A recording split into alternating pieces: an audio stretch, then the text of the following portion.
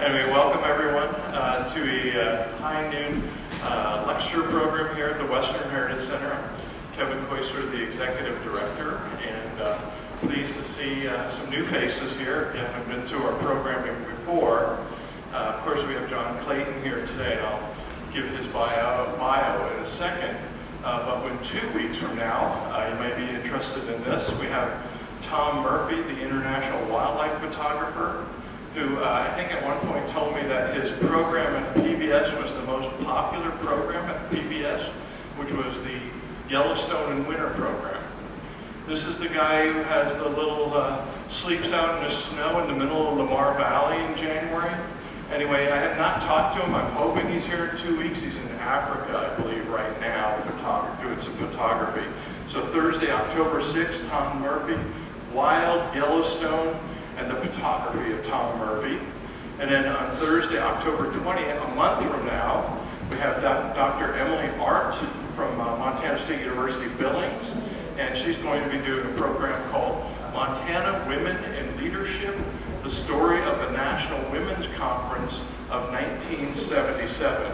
Her and I took a long walk, and she was telling me about this research she's been doing up at Helena for the summer, and it's an incredible story about gender roles and how different states were sending different types of representatives to the national conference. Some would be considered more progressive than others, and others wanted the way it used to be. And so the 1977 story is amazing. So without further ado, I'll read John's story here. John Clayton is an independent author, journalist, essayist, and sustainable business content developer based in Red Lodge.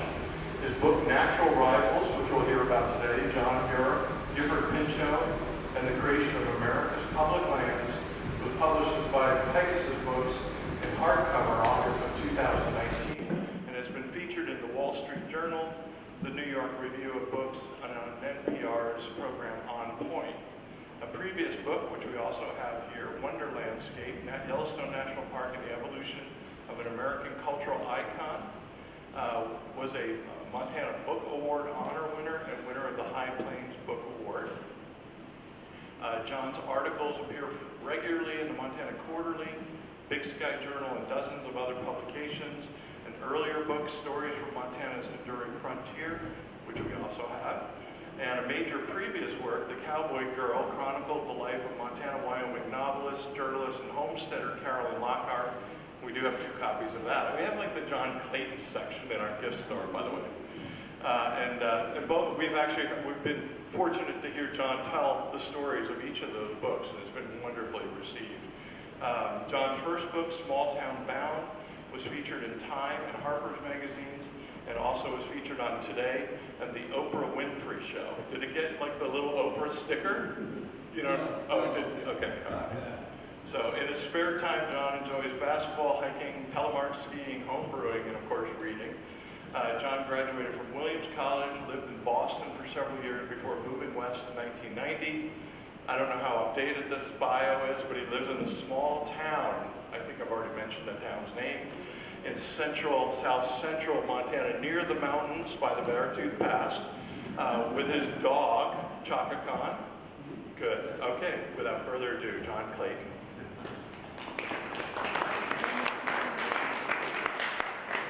Thanks, Kevin. What a great introduction. I'm so pleased to be back here at the Western Heritage Center.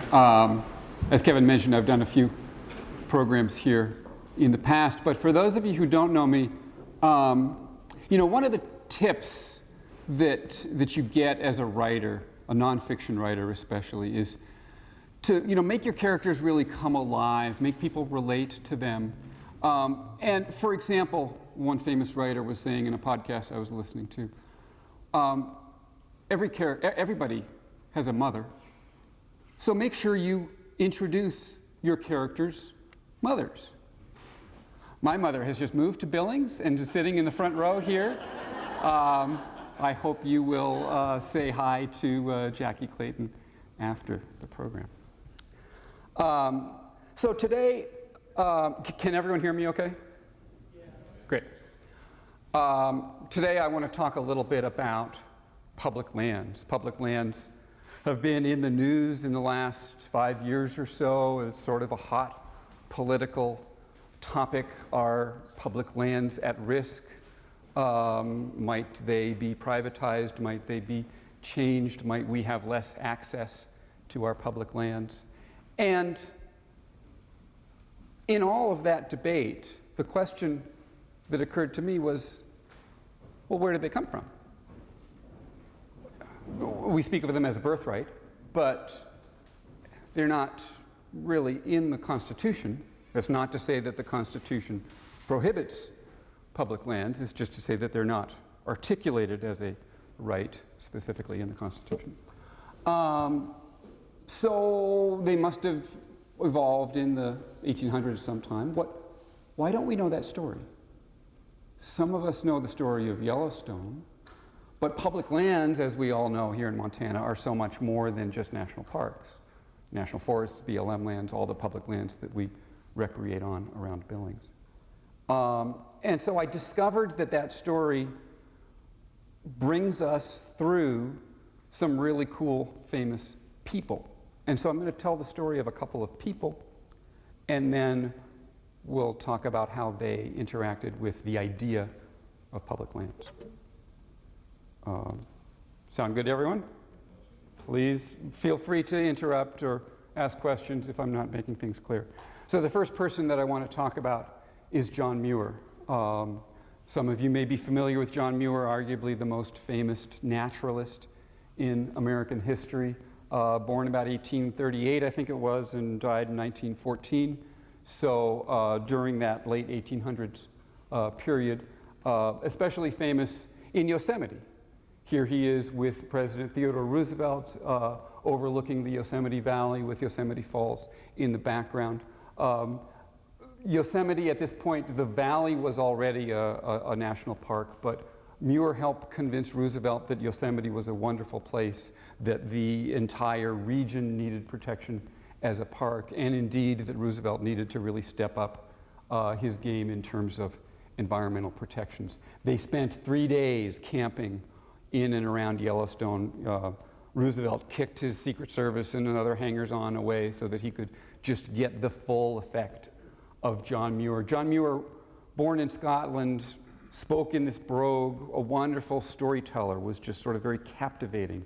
And it was great to be hearing his stories, especially out in the wild, because he was so often talking about the wild. Muir would hike randomly all over the place. This picture was taken by a friend of his after he'd been out for, well, I don't know, 6 or 7 days. He had no food with him. He had really no pack or anything. And he was delightfully happy just out in the backcountry, the sort of wanderer that we all wish we could be. He was also the founder of the Sierra Club, the nation's first grassroots environmental organization, which sought to protect Yosemite and other areas of the Sierra. He was a marvelous teacher. This is him leaning down on the front left there, showing all these people something to do with there in the ground, maybe some fossils or some dead trees or something. The best benefit of being in the Sierra Club was being able to go on the summer outings with John Muir and getting to hear his stories and getting to hear him teach about nature. He was also a wonderful writer, author of several books. This was one of my favorites, Our National Parks, came out in about 1901. He was a fairly famous writer in his own day. If these weren't bestsellers, they were close to it. They were often compilations of essays that were appearing in some of the nation's leading magazines at the time. And indeed, John Muir is the only person to have a national monument named after him while he was still alive.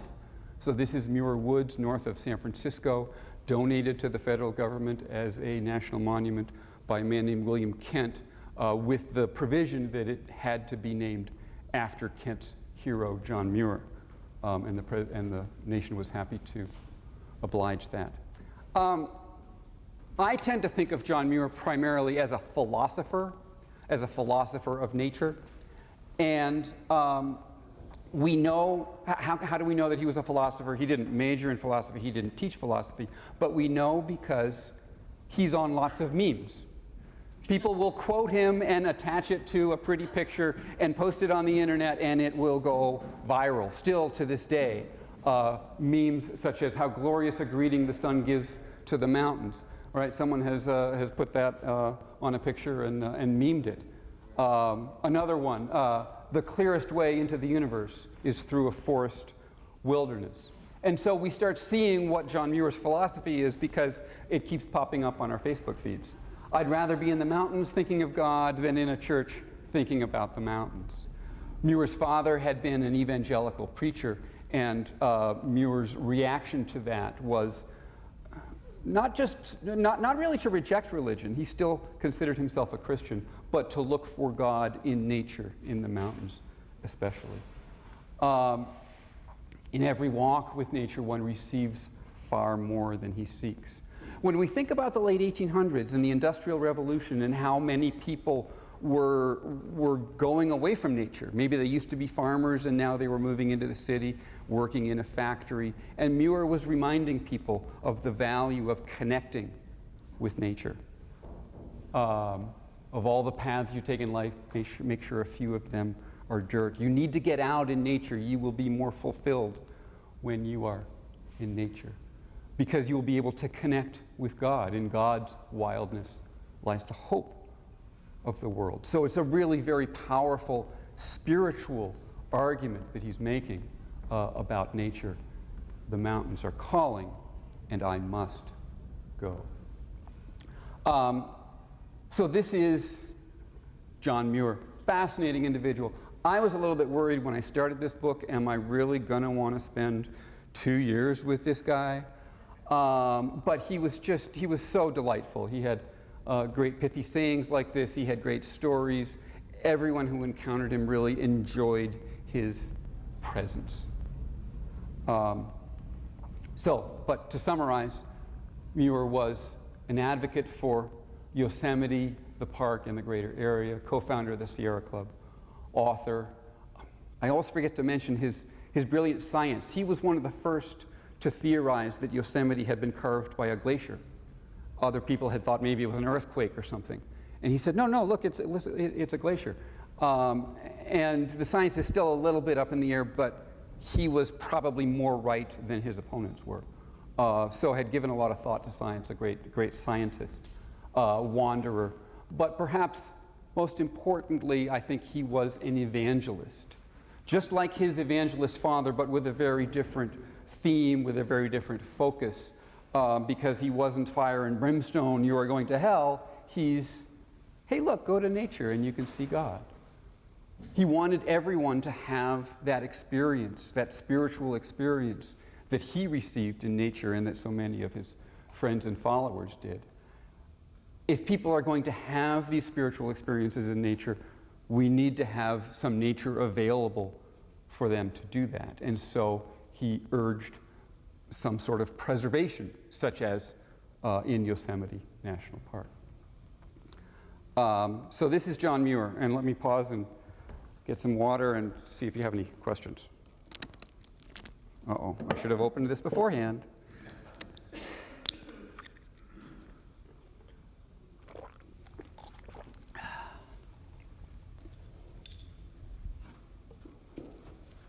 I'm also going to make sure I'm okay on time.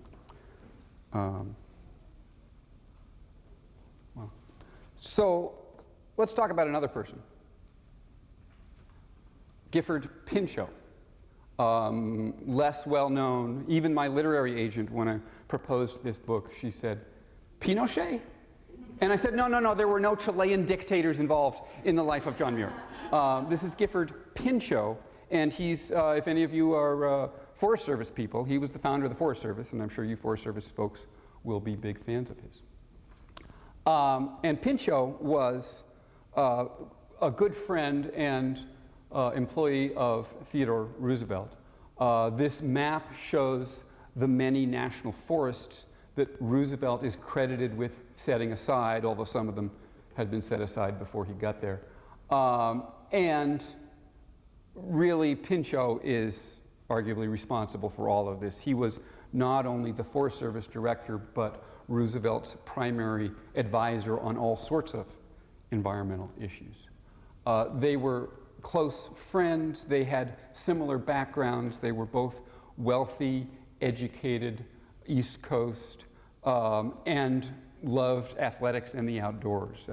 So they had much privilege, but they also appreciated adventure. They got along great together. They would play tennis every day in Washington, D.C., and keep score. And apparently they were, the very first time they met, they got into a boxing match, which Pinchot won because he was much taller. And then Roosevelt said, well, let's wrestle too. And he was hefty enough to win that battle. So it was a draw, which was delightful to them. Pinchot, again, is known as the founder of the U.S. Forest Service. 1905, organized the forests and took them to the Department of Agriculture so that they could be managed effectively, and then hired all the rangers, established all the procedures, really a managerial genius in that sense. As I was mentioning, he advised Roosevelt on environmental policy, and land conservation is seen as really the heart of Roosevelt politics. This is a cartoon from the era, just sort of confirming that, you know, we know him as a trust buster, et cetera, but really, apparently the historians now feel that Roosevelt's big accomplishments were primarily in conservation. And so Pinchot was responsible for that. Pinchot wrote a lot of what Roosevelt said about nature. Conservation is a great moral issue, for it involves the patriotic duty of ensuring the safety and continuance of the nation. It's attributed to Roosevelt. It may well have been written by Pinchot. I mean, Pinchot wrote so much for Roosevelt that he actually wrote the conservation chapter of Roosevelt's autobiography. And as this quote indicates, Pinchot didn't quite have Muir's poetic gift, but he did write a few books and many policy documents. Again, to review, founder of the Forest Service, advisor to Roosevelt, forester, he sometimes claimed to be the first American forester, by which he meant he was the first American to get a graduate degree in forestry. He went to Europe to get that degree and came back to apply the lessons of European forestry adapted to an American setting. A politician, he later served 2 fairly well-regarded terms as the governor of Pennsylvania, and just, you know, was able to organize that Forest Service in an amazing way, and got lots of loyalty from the rangers he hired and sent out to wild places like Montana, and he had trained them well enough to be able to implement his philosophies. But I think there's an overall picture of Pinchot as well, that he is primarily a statesman.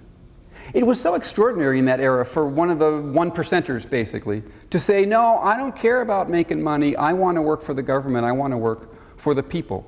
I want people to I want people to gain from nature. I'm not going to try and monopolize it. I'm not going to, cut all the trees for my own benefit. I want to make sure that we have the greatest good for the greatest number in the long run. Greatest good for the greatest number, classic utilitarian philosophy. Pinchot claims to have added the in the long run part of the phrase. And what he was doing was saying, hey, we can't cut down all our trees this year because we need some trees next year, and next year for our children and grandchildren, et cetera. And furthermore, we want those natural resources to benefit all Americans, not just the rich or not just the people who happen to live nearby. But we, as a democratic society, want to be sure that we are distributing our resources fairly. So this is, in effect, conservation. We are conserving our resources for not just for the few, but for everybody and for the future. And of course, this is an idea that has come up increasingly in the last 10 years or so as we talk about sustainability. We want to sustain our resources and ecosystems for not just for the few, but for the many and for the long term. So Pinchot was really sort of ahead of the curve in thinking about these issues, and is thus, it's sort of cool, right? So I have found that people tend to lean one way or the other.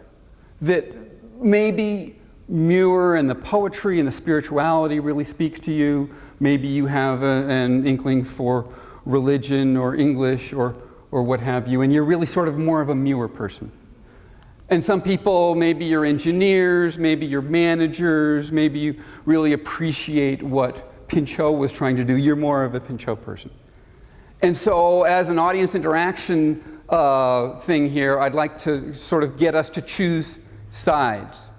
How many of you are Muir people? How many are Pinchot people? I realize you're going to be tempted to say, well, I'm both. But this is a game that we'll keep playing a little bit. So please, it'll be more fun for you if you choose sides. How many are Muir people?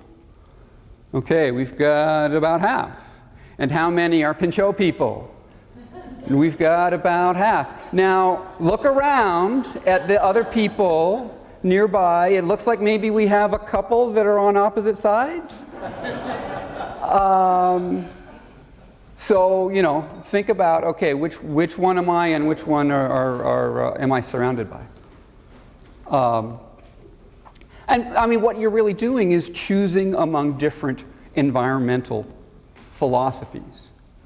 Muir is known as a preservationist, and the people who follow Muir believe in preservation, whereas Pinchot highlighted the conservation aspect of the environment. And so preservation is associated with national parks, that they are there to be the same. We don't want Yellowstone to change. We want to preserve it for our children and grandchildren. We're not going to touch it. I mean, there's a sense that every time we touch nature, every time we cut down a tree or bulldoze a road or something, we're degrading it. And in preservation, we don't want to do that. Because in a sense, what we're saying is that nature is good where people are bad. There's almost a original sin kind of attitude here, that every time we go into nature, we screw it up. We need to preserve nature from the effects of our meddling.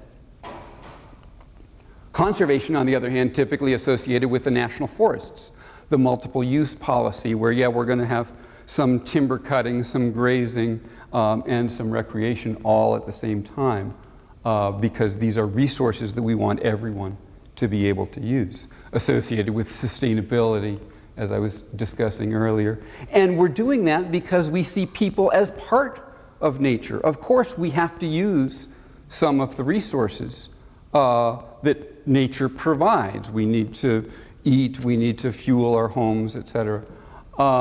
And to try to divorce people from nature is totally artificial. And so we need to be, as conservationists, we need to acknowledge the human role in nature and just manage it effectively. In a sense, what we're getting at, even more deeply, is what is nature for? A preservationist would say, you live in the city and you go visit the national park. You don't want to ruin nature. You might, while you're in that park, be doing some sort of worship of the spiritual experience you see there, perhaps the God you see there. And you will learn from how nature does things, because nature is smarter than we are, because we are inferior as people. Whereas a conservationist would say that nature is something that we use, that we are going to use the trees, the timber, the oil, the grazing, etc. We will use it with respect, and we need to honor those natural ecosystems that create the resources that we're going to use. But as we respect it, we're going to manage. We have to manage these things so that they will be available to us in the future. Rather than leaving them alone, we got to get in there and manage. And so we end up with really very different thoughts, deep philosophical thoughts about what nature is for, depending on whether we're in preservation or conservation. And it turns out that both of these philosophies sound really good, but they can conflict. And here's one place where they conflicted. You can see the waterfalls, the steep granite cliffs, looks a little similar to the Yosemite pictures I showed earlier. This is the Hetch Hetchy Valley, which is part of Yosemite National Park. And this is a picture of Hetch Hetchy in 1913. At that point, some people said, you know, what would be great would be a dam here to provide drinking water to the city of San Francisco. And so now the Hetch Hetchy Valley looks like this. This was a huge battle between preservation and conservation during the first 2 decades of the 20th century. You had John Muir saying, this is a national park, this is nature, this is beautiful, we need to preserve it. And you had Gifford Pinchot saying, so we're going to give drinking water to 1 million people in San Francisco, and there's only maybe 100 people or so who go to this incredibly remote valley to see it every year? That drinking water sounds like the greatest good for the greatest number in the long run. Pinchot saying, you know, gosh, as a good progressive, the progressive movement was all about helping people out. And so, is that for me? That's all right. The San Francisco residents were then, their water was provided by capitalists. And so if the government could instead provide their water, that would be good progressivism. And the government could do that because it happened to own this property. And so a real conflict here between these philosophies. And Muir and Pinchot really fought about that. So you see them smash, pow, you can imagine them really criticizing each other's views. They were not the only people involved in this debate, but it often gets personified between the two of them. So you chose sides. It turns out you're enemies. Turn to that person next to you who was on the other side and go ahead and stick your tongue out.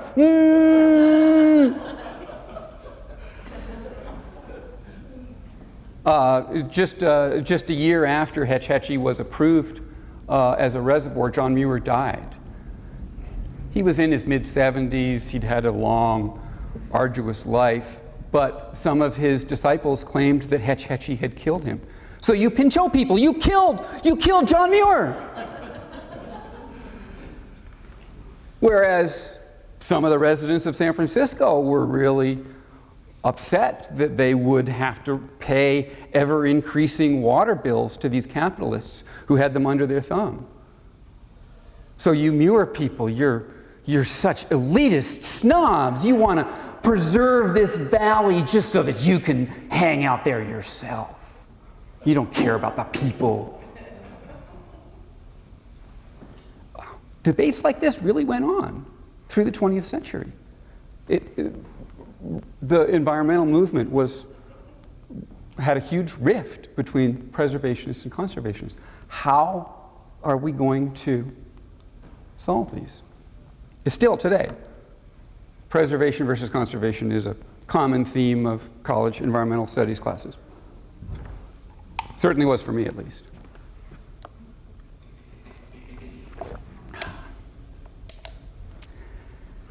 And yet, I see some hope in this whole story. And the hopeful story that I like to tell is set here at Lake McDonald in Glacier National Park. Because in July of 1896, John Muir camped on the shores of Lake McDonald with Gifford Pinchot. And this was 15 years before it was a national park. Right? At this point, it is just a set of land that's not yet homesteaded.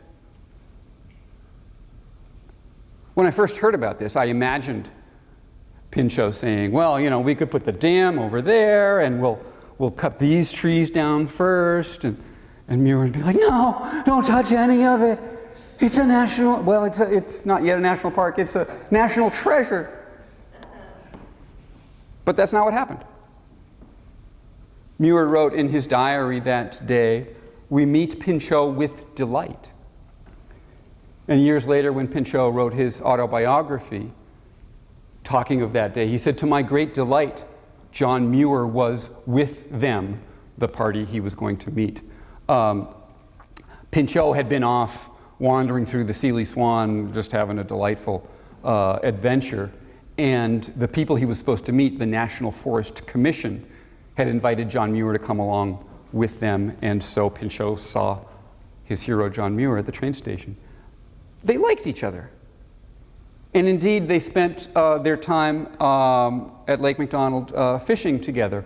All the other members of the commission were staying in the dingy hotel and eating the greasy food, and they were out casting lines. It's sort of a great story. And then you think about how little John Muir ever fished. I mean, he would just go hiking with a crust of bread. He never went hunting, didn't really believe in killing animals. So for Pinchot to have convinced him to go fishing is really, really amazing. They had a great time. So the breakthrough for me was realizing that Muir and Pinchot were not enemies. They were rivals, the same way that Larry Bird and Magic Johnson were rivals. I grew up in Boston as a big Larry Bird fan, and so I hated Magic Johnson. I hated him because he was so good, right? Because the Lakers kept winning, and the Celtics kept winning too. I think all the LA people hated Larry Bird for the same reason.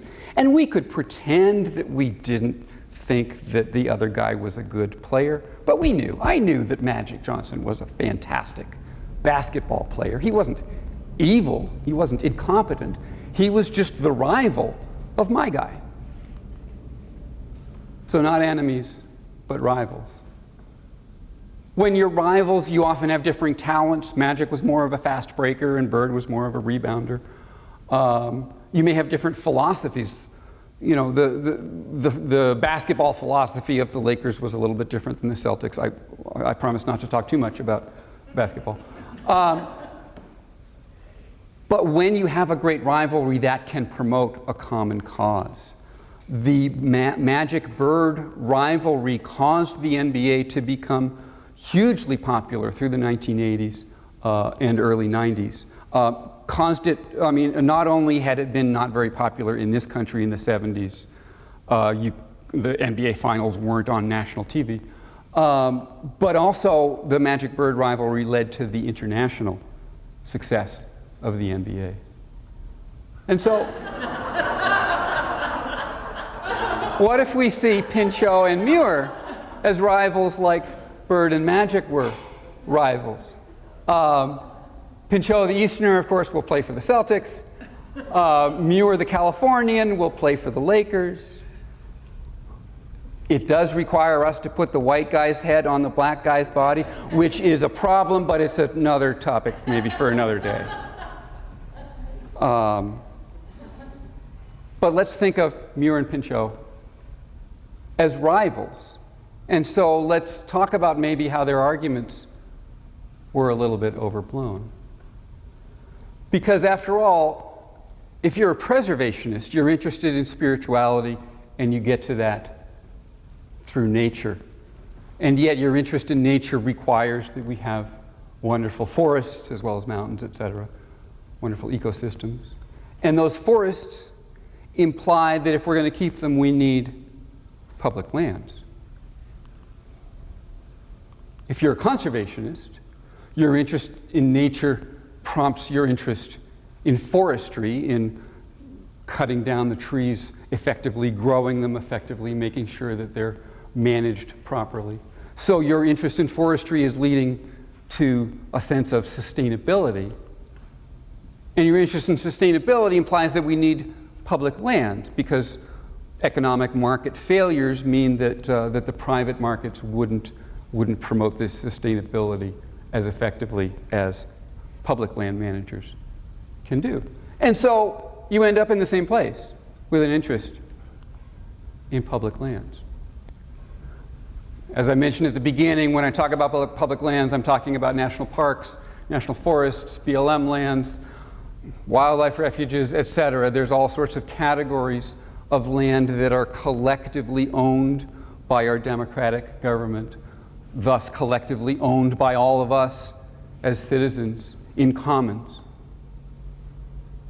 And in these political debates, they are sometimes called a birthright, something that we inherited from our ancestors and need to provide to the people who come after us.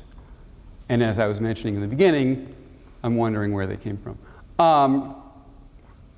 Probably not necessary in Montana, but for people like Mom, who spent most of her life in Massachusetts, public lands are incredibly diverse. This map shows public lands all around the country, obviously heavily concentrated in the West. The different colors reflect, light, the neon green, you can see Yellowstone as a national park, lighter green being the Forest Service, yellow being BLM. I got this map off the internet. I'm not really crazy about the fact that the red reflects Indian reservations, which are not really public lands, right? They're tribal lands.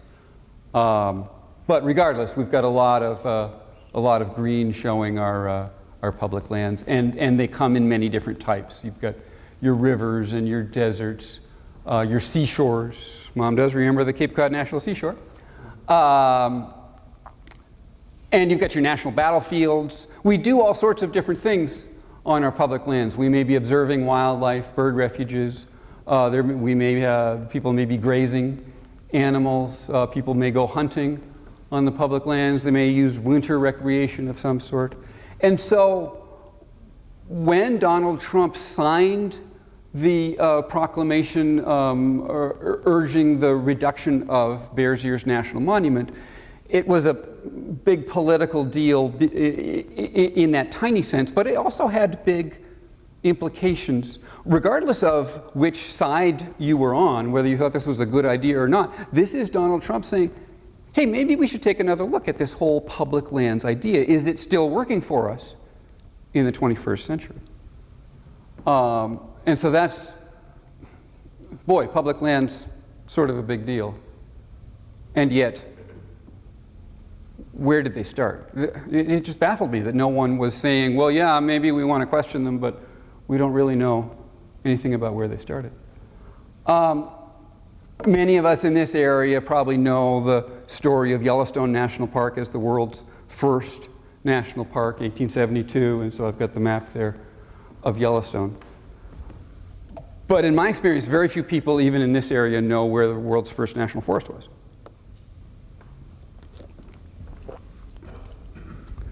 It was right next to the world's first national park, what is now the Shoshone and perhaps part of the Bridger Teton. Yellowstone Park Timberland Reserve, east of Yellowstone and a little bit south as well, established in 1891 as the first national forest in the world. They were then called forest reserves, but nevertheless, same principle. And it set off, this set aside in 1891, set off a really turbulent political decade. I was shocked at the politics of the 1890s and how much they resembled the politics of the 2010s. So 5 years after that establishment of the first national forest, that's what brought Muir and Pinchot to Lake McDonald. Lake McDonald was then part of the public domain, just not yet homesteaded, and certain parts of the public domain had been set aside as forest reserves, but Congress had never bothered to indicate what the purpose of these reserves were, nor did it indicate did it give any budget for managing these reserves. And so the government employees charged with managing the reserves is sort of like, what do you want us to do with these things? And meanwhile, people would just go and cut down trees and homestead and do all sorts of illegal stuff, and they didn't have any enforcement mechanism to stop them. Finally, they tacked up no trespassing signs on the forest reserves. And can you imagine going to public lands and seeing a no trespassing sign This is public land, so you, the public, are not allowed onto it. But the managers were so desperate. What are we going to do? Congress, you need to tell us what to do and give us some money to do it with. And so that led to the establishment of this National Forest Commission, a set of experts who would advise Congress on the best policy for the forests.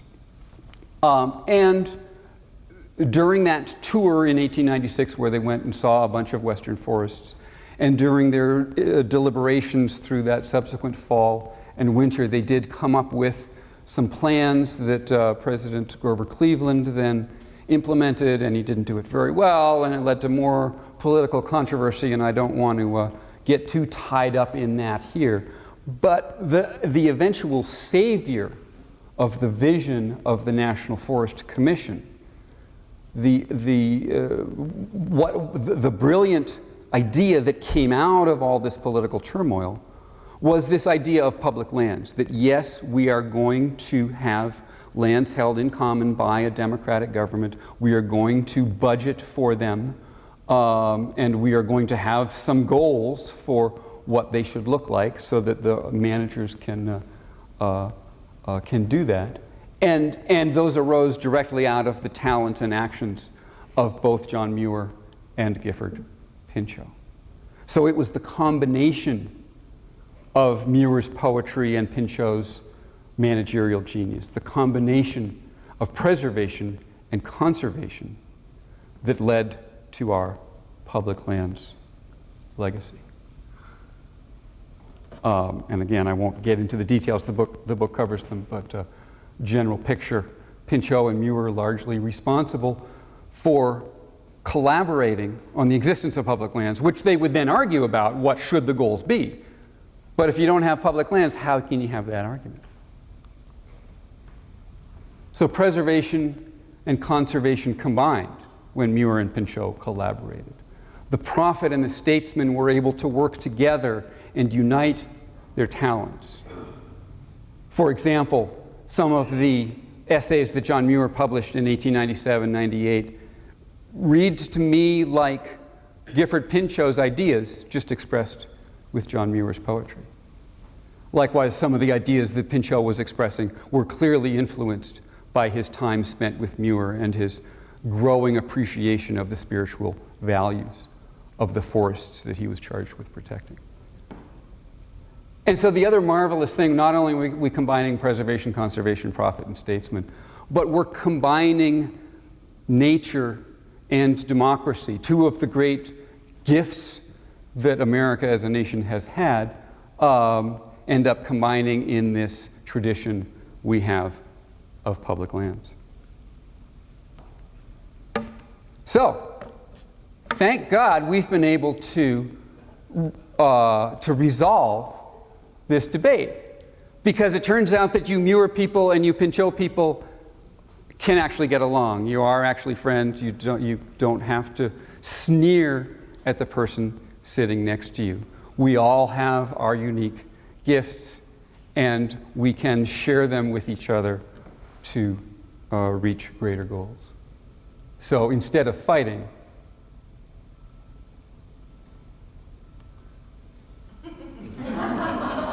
we can love each other.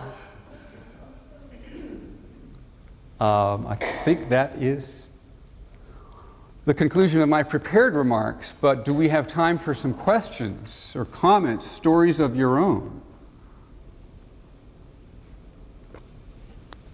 Kevin, go ahead. Well, actually, I was going to give everybody here a quarter for coming today, and there's a reason, because Frederick Billings, our town's namesake, has a national park named after him that focuses on conservation work. How are like the work of those, like George Perkins Marsh and early conservationists compared to like these two gentlemen? So I had not really heard of George Perkins Marsh before I dove into this. He was a naturalist from New Hampshire in sort of the mid-1800s. Had grown up in New Hampshire and loved all the forests and everything, and went off for a career. He was a diplomat. He was in the Mediterranean, and he looked around and he's like, wow, they have really worn this place to crap. I mean, it looks terrible. Boy, it must have been once a beautiful natural ecosystem. He didn't know the word ecosystem then, but it must have been once beautiful and has been degraded by people. And then he came back to New Hampshire and he's like, oh, the same thing is happening here. There had been so much overcutting of timber and overgrazing that he was one of the first to really articulate the dangers that people can have in harming nature. And Pinchot read his book as a very young man, was really influenced by it, really saw the value of forestry and conservation and sustainability in order to avoid fates like that had happened. And yeah, and I was also surprised to realize how involved Frederick Billings was in that whole deal. And we know him as the president of the Northern Pacific Railroad, but he also was a big fan of Marsh's philosophies, to the point where he bought Marsh's property, I believe from his widow, bought Marsh's library of books at probably twice what it was valued, so that Marsh's widow could have some money to live on, and then started restoring that farm in New Hampshire or Vermont in a much more sustainable way. And then after Billings passed it to his children, eventually it came into the Rockefeller family, and they donated it to the Park Service. I have not been to that site, but Kevin, have you? Well, I have the Marsh Billings Rockefeller quarters. Ah. They have a quarter for each national park, and Vermont's national park is based on the ethic of conservation. So it has Frederick Billings' name on the quarter. So I'm going to be very generous. I've calculated $4.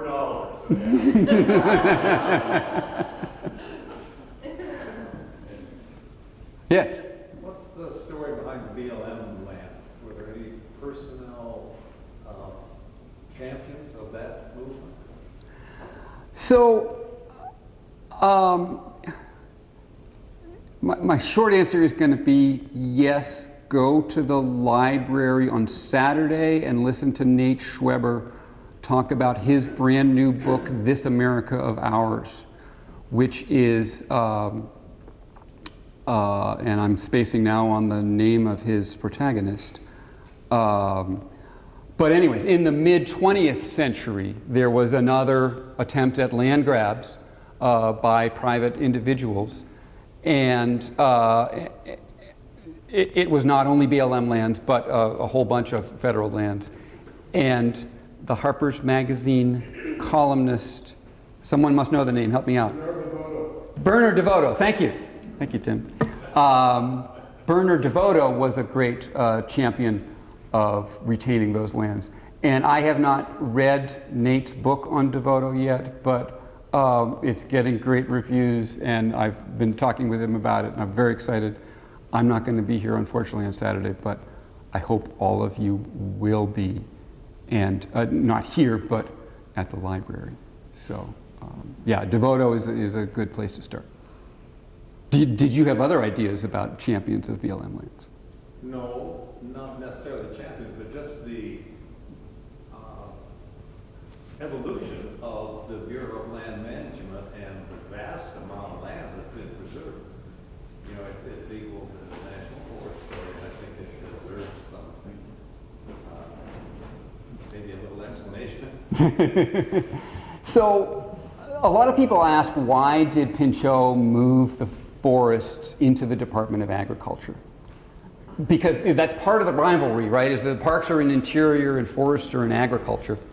And as far as I could tell, one of the reasons that Pinchot did so was that in his era, the Department of Interior, especially the General Land Office, was incredibly corrupt.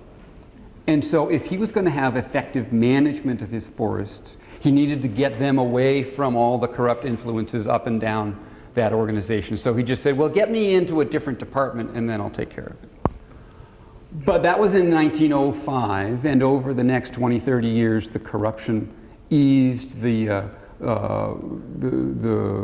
agency became much more effective, and also demand for homesteading really dropped. When we realized that you couldn't make it on a 5-acre homestead in eastern Montana, suddenly we had a lot of federal land still left over.